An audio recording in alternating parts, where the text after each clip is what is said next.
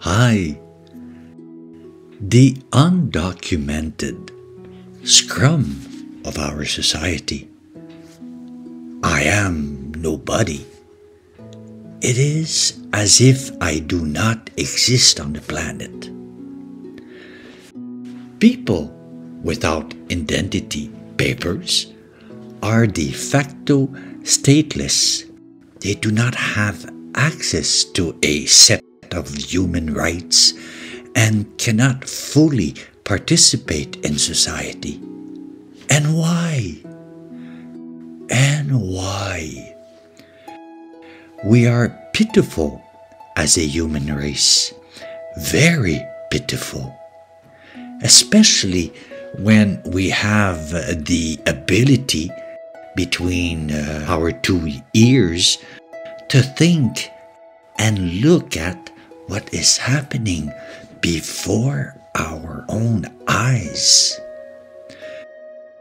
Thomas Merton allows me to go a little further in my reflection. We have less and less people able to think and act in this world. He says, "Into this world, in which there is absolutely no room for him at all, Christ has come uninvited.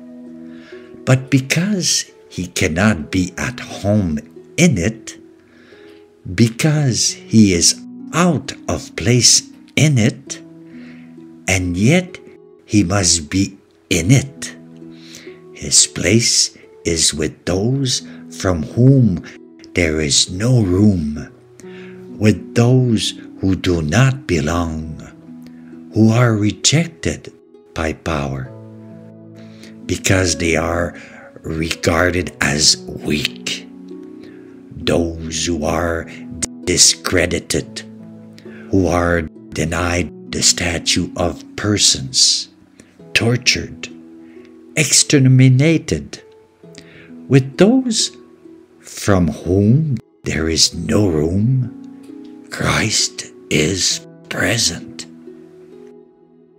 From Thomas Merton. Wow.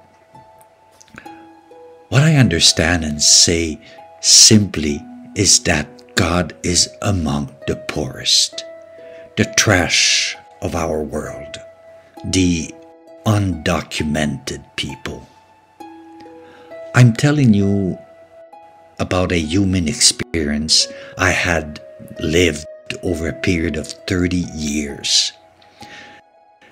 Before I continue, you see behind me real photos and videos. This is hardly the world of riches. Photos that go deep, and I am almost speechless when I see them because I saw it with my eyes. With my eyes. What happens? When a stroke of the pen, the authorities wipe out 4 generations of Dominicans, Haitians living in the sugarcane fields, without nationalities, tens of thousands of them have become phantom citizens, facing numerous obstacles to access basic service in the country. Amnesty International points it out very clearly, these facts.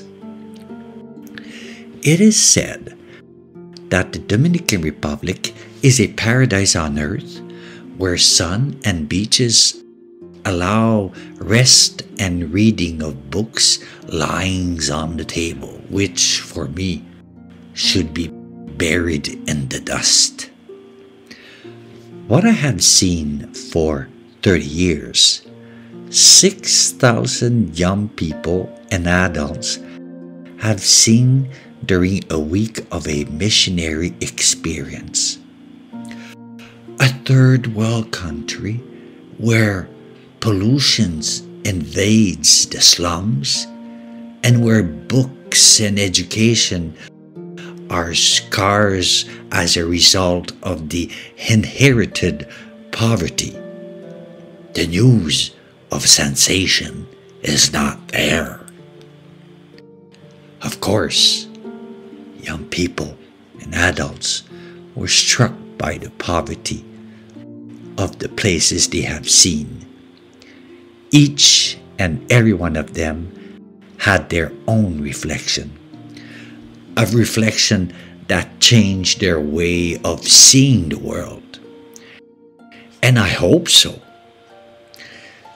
I was as if they had entered a documentary that you see on TV and you couldn't get out for at least a week. I hope they came out from their experience better persons. What I hope with all my being is that they may have perceived the discreet presence of God in what they saw during their experience. But, it is difficult what I am saying here because our world today does not allow us to see with clear eyes and even with glasses the real world. We are pitiful as people of God, and if we believe that we are part of the people of God. To conclude, here is a little text by Thomas Merton. I personally believe that this text is very hard to hear. You who are sitting comfortably and who hope to be happy in your life, this text is well addressed to you. Oh yes, you have to be a believer to understand this little text. And here it is. Let me be quiet, substance. The greatest sin of the Western world is not only greed and cruelty, not only moral dishonesty and infidelity to truth, but above all, its unmitigated arrogance toward the rest of the human race. Western civilization is now in full decline into barbarism because it has been guilty of a twofold disloyalty to God and to man. To a Christian who believes in the mystery of the Incarnation and who, by that belief, means something more than a pious theory without real humanistic implication, this is not to disloyalty but one. Since the Word was made flesh, God is in man. God is in all man. All man and woman are to be seen and treated as Christ. Failure to this, the Lord tells us, involves condemnation for disloyalty to the most fundamental of revealed truth. I was thirsty, and you gave me not drink. I was hungry, and you gave me not to eat.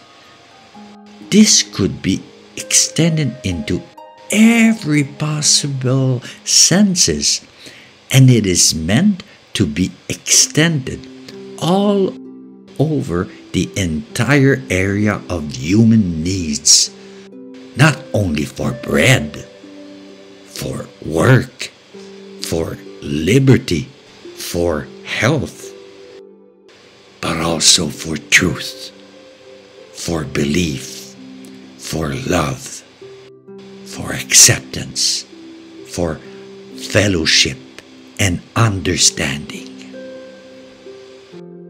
Oh la la. And this is what has been in me for over 30 years. In my dreams, my silence today, my life is deeply marked because I have seen so little. I believe, yes, I believe that God has mercy on us, poor human that He created. Honestly, as an old priest of 80 years old told me, he spent 40 years of his life in Peru, in the slums, and within whom I have opened lots of communication about my experience. He said to me one day, I am ashamed to be a human. Imagine how God sees our situation as into this barbarian world. Thank you for listening to me. Hope this made you reflect and maybe as a Christian go into action. Have a good day.